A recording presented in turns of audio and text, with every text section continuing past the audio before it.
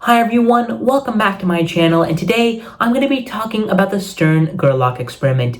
This is one of the most crucial experiments in all of 20th century physics, and let's begin without further ado.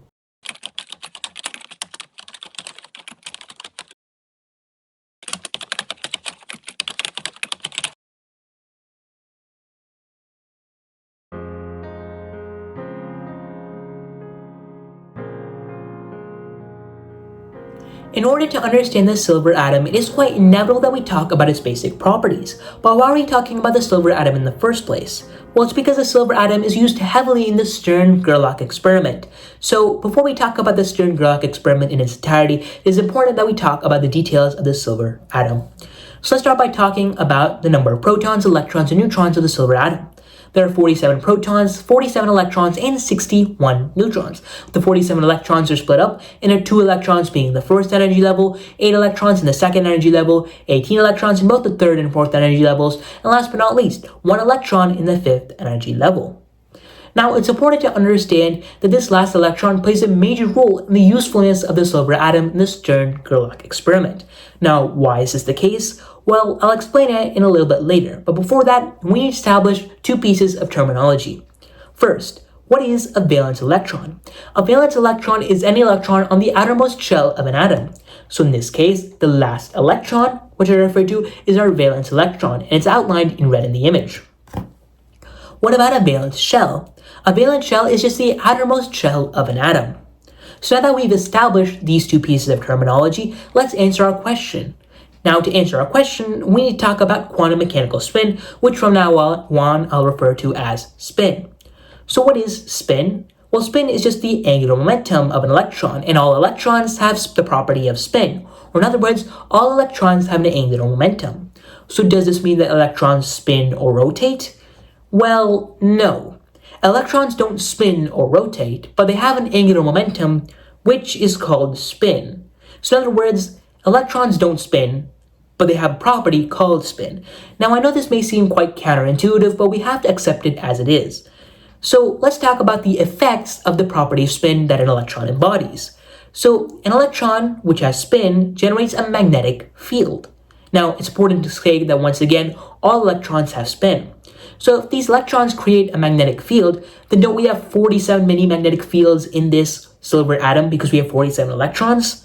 Well, that's not quite accurate because we're missing one important detail. There are 2 states that this electron can be in. It can either be in a spin up state or a spin down state. Now, when I'm saying this electron, I just mean any random electron. Now, if an electron can be in a spin up state and a spin down state, let's consider when you have an electron that's in a spin up state and in a spin down state. When we have that, their magnetic fields cancel out with each other. In other words, the magnetic field produced by the spin up electron and the magnetic field produced by the spin down electron cancel out with each other. So we have 47 electrons in the silver atom. 23 of these are spin up and 23 of these are spin down, and their magnetic fields cancel out each other, leaving us with 1 electron whose magnetic field does not cancel out with any other, and that is our valence electron, and it generates a tiny magnetic field, which is why the silver atom is affected by other magnets, and this fact is exploited in the Stern-Gerlach experiment. So this is why the valence electron plays a major role inside the silver atom and in the Stern-Gerlach experiment. So whenever you see a spin up or spin down sign in the rest of this video, just remember that it relates to the state of the electron. And also, this valence electron can either be a spin up or spin down state. It doesn't really matter, and we don't know what it is. It could be completely random.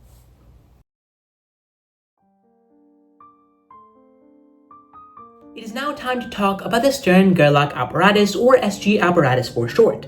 Now, the Stern-Gerlach Apparatus is going to be used in all the experiments we will be conducting in the rest of this video, so it is important that we talk about this in the beginning of the video. Now, the Stern-Gerlach apparatus starts with an oven, and this oven is going to be the source of the silver atoms, and we'll denote the silver atoms as a gray box in between these 2 white lines. Now, I'm going to display the rest of the apparatus just for simplicity. As you can see, we have the south magnet and north magnet over here. The south magnet is going to be bigger than the north magnet to indicate that the south magnet is going to be more powerful, and it'll prove to be useful. And we'll talk about that a little bit later. Now, this red-orangish rectangle over here actually just represents the screen or detector that the atoms bombard into. But you might think, why can't the atoms just go in one direction or another? Why can't there be a continuous bombardment of atoms on the screen? Well, that has to do with spin. Now, in our previous section, we talked about how spin is just the angular momentum of an electron, and spin can be pointing in any direction in general. However, in quantum mechanics, we can't find that direction as we can in classical mechanics, because in quantum mechanics, you can only measure the spin component with respect to the x-axis, the spin component with respect to the y-axis, or the spin component with respect to the z-axis, one at a time. You can't measure all three at the same time. And since you can't measure all three at the same time, you don't know what direction the spin is pointing at.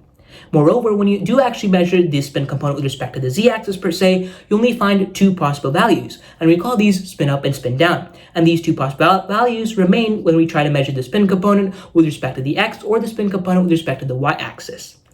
So now that we've talked about that, the question still remains, why do the atoms actually go up or go down?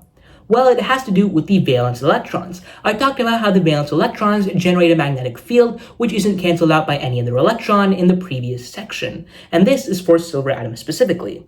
And this actually has an effect. We can consider a spin up valence electron have a north pole on top and a south pole on bottom. And as a result, since the south magnet is more powerful, it'll attract this up because likes repel and opposites attract, a fundamental property of magnetism. Now, what about for the spin down electron? Well, we can consider the spin down electron to have the south pole on top and north pole on bottom. And as a result, since the south magnet is more powerful, it'll repel this electron and it will go down. Now notice that this electron is going to be the only one that'll generate a tiny magnetic field in this atom. And as a result, this atom, the silver atom, will be dictated by wherever the electron wants to go. And as a result, if the electron wants to go up, it'll go up. And if the electron wants to go down, it'll go down. Now this is a generalization, but it is important and is necessary and is sufficient to talk about what's going to be happening in the rest of the video.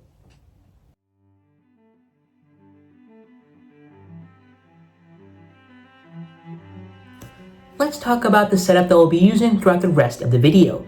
Now whenever you see a box with a letter inside of it, just remember that it refers to the SG apparatus. Now it's important to understand that we'll specify what orientation the SG apparatus is in, especially when we talk about this specific apparatus representation. In other words, whenever we have a box with a letter inside of it, we'll be sure to specify what orientation it is in because that specifically matters. Now it's also important to understand that whenever we have a box with a letter inside of it, we're going to call it apparatus and the corresponding letter. So as you can see, we have a pink box with the letter A inside of it. So we'll call this apparatus A. But just keep in mind that this refers to the SG apparatus. Now, these two lines coming in represent the incoming stream of silver atoms. And the two possible paths, which are the spin up and spin down paths, contain silver atoms respectively. But we need to know how much silver atoms are in the spin up and spin down state, right? So we need these counters, and these counters determine how much silver atoms are in the spin up state and spin down state respectively.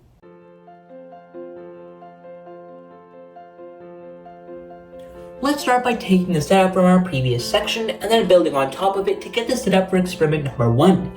It's important to understand that apparatus A measures the spin component along the z-axis. Now I could have chosen to measure the spin component along the x-axis. However, due to convention, I'm choosing it to measure the spin component along the z-axis. So now that we've got this entrenched, we can continue building the setup for experiment number 1. We'll actually start by shrinking the diagram so that we can add more counters and more apparatuses. Now let's play a game of numbers. Let's say we have 100 silver atoms going into apparatus A. Then roughly 50 of the atoms will be in the spin up state and 50 of the atoms will be in the spin down state. In fact, if apparatus A measured the spin component along the x-axis, I'll still get the same result. And this beam of atoms just in the spin up state, or this beam of atoms just in the spin down state, is termed a polarized or filtered beam. So now that we've established this piece of terminology, let's add a counter. Now we're going to add a counter on the spin down state for two reasons. The first is that we want to measure how many atoms are in the spin down state. And the second is that we don't care about the spin down state for the rest of the experiment. Now this experiment is symmetrical, meaning that if I interchange the spin up and spin down states, I will still get the same results. Okay, so I'm going to add an apparatus A star over here. And apparatus A star is precisely the same thing as apparatus A. The only difference between apparatus A star and apparatus A is that the input of apparatus A star is a polarized beam with spin up states, and the input for apparatus A can actually be atoms with spin up states or atoms with spin down states. It really doesn't matter. Now, it's important to understand that apparatus A star has the exact same technical machinery and measures the spin component along the z direction as well. Okay, so what do we think the results will be? Well, let's conduct a tiny thought experiment. Let's say we have a variable called an alpha, and this alpha can be equivalent to a 5 or it can be equivalent to a 6. We don't know. And there's a bunch of these alphas, and they go into apparatus A, and apparatus A measures whether or not an alpha equals a 5 or a 6. If it equals a 5, it goes in the spin up state, and if it equals a 6, it goes in the spin down state. So these alphas go into apparatus A, and then in the spin up state, we have a polarized beam of alphas, in which each alpha is definitely equivalent to a 5 and not a 6. And then these go into apparatus A star. And apparatus A star measures the same thing, whether or not each alpha is equivalent to a 5 or a 6. But each alpha that's inputted into apparatus A star is automatically a 5. So the results we'll get is just all of them being the spin up state or all of them being equivalent to a 5. None of them will be equivalent to a 6. And this abides by our classical intuition. But do we see that in this experiment with atoms? And when we test it out, we find that indeed we do. When we actually put those polarized beam of spin up states into apparatus A star, we find that the result will actually just be all those 50 atoms going into the spin up state and none of them being in the spin down state. Now, if I interchange this and do the same experiment with the spin down state, I'll find all 50 of these atoms being the spin down state rather than the spin up state. So that's what I meant when I said this experiment is symmetrical. Now, it's important to understand that this experiment tells us that if we complete a measurement and then complete another measurement, we'll get the same result. Or if we ask a question and then ask the same question again, we'll get the same result. And by the way, for that measurement, we have to perform the same measurement in order to get the same result. Now, this seems quite classical, right? Because it abides by our classical intuition, and we don't see any quantum effects now. But don't worry, we'll see quantum effects in both the second, third, and fourth experiments that will come up in the rest of this video. So it's important to understand that this experiment abides by classical intuition. It practically says if we ask a question, ask the same question again, we'll get the same answer. Or perform a measurement, perform the same measurement again, we'll get the same answer.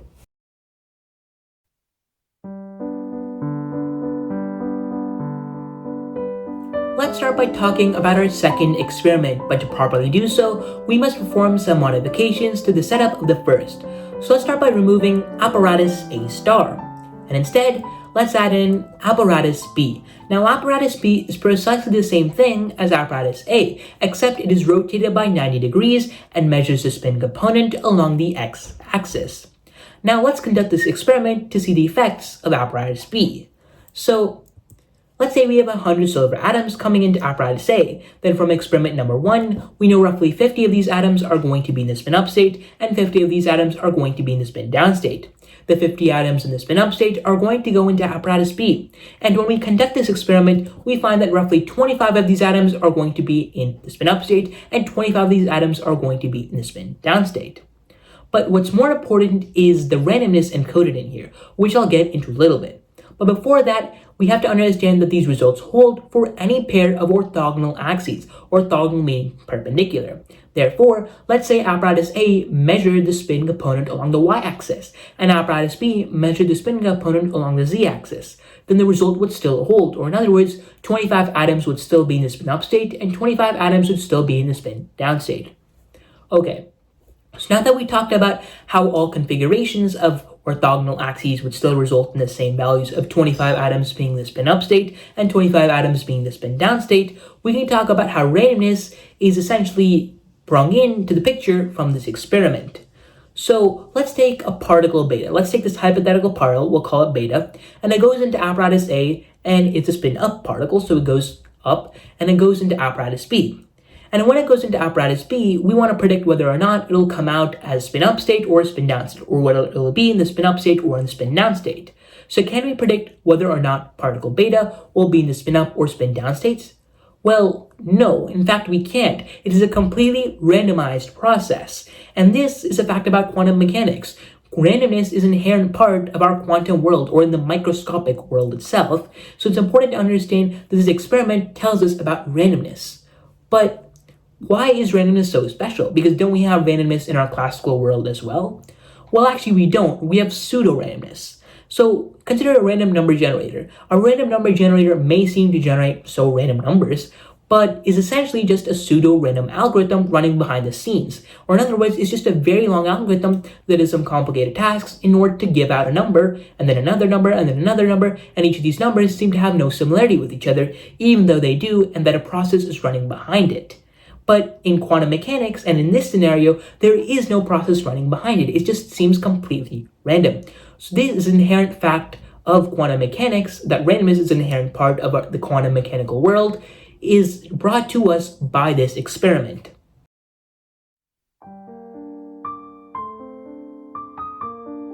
Now let's consider our third experiment. The third experiment is going to be a slight modification to that of the second, and that's why we have the setup of the second displayed on the screen. Now let's talk about the major takeaways from the first and second experiment before we dive deep into the setup for our third experiment. In the first experiment, we learned that if we performed a measurement, perform the same measurement again, we're going to get the same result. And from the second experiment, we learned that randomness is an inherent property of the quantum world. Well, what do we want to do for our third experiment? Well, let's take a measurement and get a result, say A, perform another measurement and get a result, say B. Now let's perform the same measurement as the one we did in the first place, where we get A, B, or a random result. And that's what we want to find with experiment number 3. We'll start by shrinking this diagram so we can add in more apparatuses. And we'll remove the counter over here because we want to add another apparatus called apparatus A star. Now we've seen apparatus A star before in our first experiment. It's going to be precisely the same thing as apparatus A, except its input is a filtered beam. Now let's establish one thing before we continue on. Notice that apparatus A measures the spin component along the z-axis, apparatus B measures the spin component along the x-axis, and apparatus A star measures the spin component along the z-axis. Okay, so let's actually conduct this experiment. We'll take a hypothetical particle, a hypothetical silver atom, and it's outlined in this red over here, and it's this red circle. So this silver atom goes into apparatus A and is in the spin up state. Then it goes into apparatus B and is randomly in the spin up state once again. Now it has to go into apparatus A star. Will it be in the spin up or spin down state?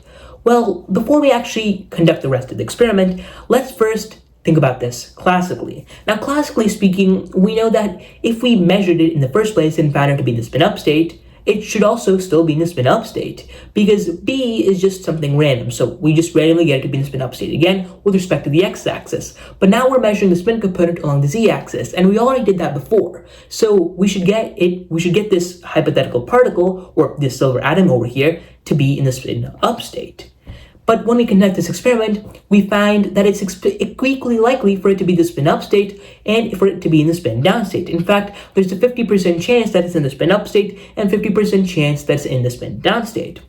Moreover, this process is completely random, and we saw this from our experiment number 2. This randomness appears here once again.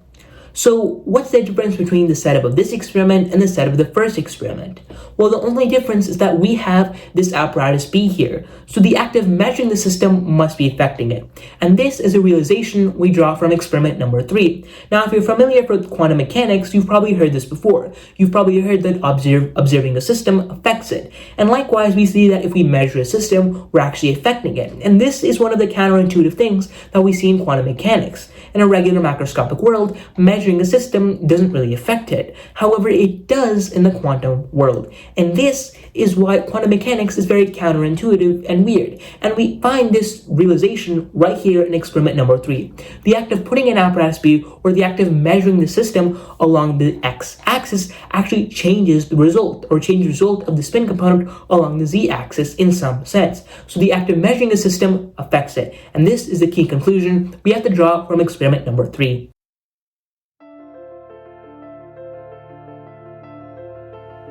It's now time to consider our fourth and last experiment of this video. Now over here on the screen, we have 3 different diagrams. The first one is of experiment number 3, the second one is of a modification of experiment number 3, and the last one consists of a setup for experiment number 4, which by the way produces observed results, and we'll talk about that a little bit later. But let's first consider an analysis to the topmost diagram. So let's say we have 1,000 silver atoms going into apparatus A. then roughly 500 of these will be in the spin-up state, and roughly 500 will be in the spin-down state. Of the 500 that are in the spin-up state, we'll find roughly 250 will be in the spin-up state, and 250 will be in the spin-down state when they come to apparatus B. And of the 250 that are in the spin-up state, we'll find roughly 125 being the spin-up state, and roughly 125 being the spin-down state when they come to apparatus A star. Now, it's important to understand that this is experiment number 3, and we already talked about this in our previous section. So for a more detailed breakthrough about this, please visit my last section. But ultimately, the main takeaway here is that the act of measuring a system affects it. Okay, now let's continue on to our second diagram. Our second diagram consists of a slight modification to the experiment number 3. The only difference between this one and experiment number 3 is that the input to apparatus A star consists of the polarized spin down beam rather than the polarized spin up beam. Okay, so now that we've established that, let's consider the analysis with the numbers. So let's say we have 1,000 silver atoms. Roughly 500 will be in the spin up state, and roughly 500 will be in the spin down state. Of the 500 that are in the spin-up state, we'll have roughly 250 be in the spin-up state and 250 be in the spin-down state once they go through apparatus B. Of the 250 that are in the spin-down state, we'll have roughly 125 being the spin-up state and 125 being the spin-down state when they go through apparatus A star. And we find that even if we did this slight modification, the results don't even change. So now that we've established this and the topmost diagram and conducted thorough analysis, let's move on to our last and final experiment of this video, which produces absurd results. So let's enlarge it. Now over here you can see our last and final diagram, and immediately you find something different that we haven't considered in our previous experiments. You can see that we recombine the beams when they go into apparatus A star, or in other words, the spin up beam and spin down beam as resultant of apparatus B recombines when going into apparatus A star, and we do that on purpose. But will this change the results? Well, yes it will. And can we predict what will happen? Well, no, because we haven't even seen the recombining of beams before. We've only seen one beam or another. Now since we're recombining the beams, we don't even know what to expect. So let's consider this experiment by conducting analysis with numbers, and let's actually just conduct this experiment. So let's say we have 100 silver atoms going into apparatus A. Then we'll have roughly 50 of these atoms being in the spin-up state and 50 of these atoms being in the spin-down state. Of the 50 that are in the spin-up state, we'll have roughly 25 being in the spin-up state and 25 being in the spin-down state when they go through apparatus B. And now we recombine this polarized spin-up beam and polarized spin-down beam to go into apparatus A star. So ultimately, we have 50 atoms going into apparatus A star. And when we look at the output, we'll find exactly 50 atoms being in the spin-up state and 0 atoms being in the spin-down state. And why is this the case? Well, we don't know, and we could describe this using interference and other quantum mechanical things, but we're not going to talk about this in this video. Right now, we're limited to the fact that we don't know. It's quite unknown. But the thing is, it's as if that apparatus B isn't even there. And in experiment number 3, we saw that with the intervention of apparatus B, the atoms seem to forget that they were measured earlier by apparatus A. But now they seem to do. The atoms seem to remember the fact that they were measured by apparatus A in the spin component with respect to the z-axis, and that they were in the spin-up state. They seem to retain that piece of information. And it is quite absurd in terms of the results. When recombining the beams, we find that apparatus B has no effect on the results of this experiment. We just find that apparatus B is just benign in the fact that it does nothing. It's like apparatus B isn't even there, and we can just smush these two apparatuses together, apparatus A and apparatus A star, and just get our first experiment. So ultimately, we can draw from this final experiment that quantum mechanics is counterintuitive. From experiment number 1, we learned that if we perform the same measurement again, we'll get the same result. From experiment number 2, we learned that randomness is an essential part of quantum mechanics and an essential part of the quantum world.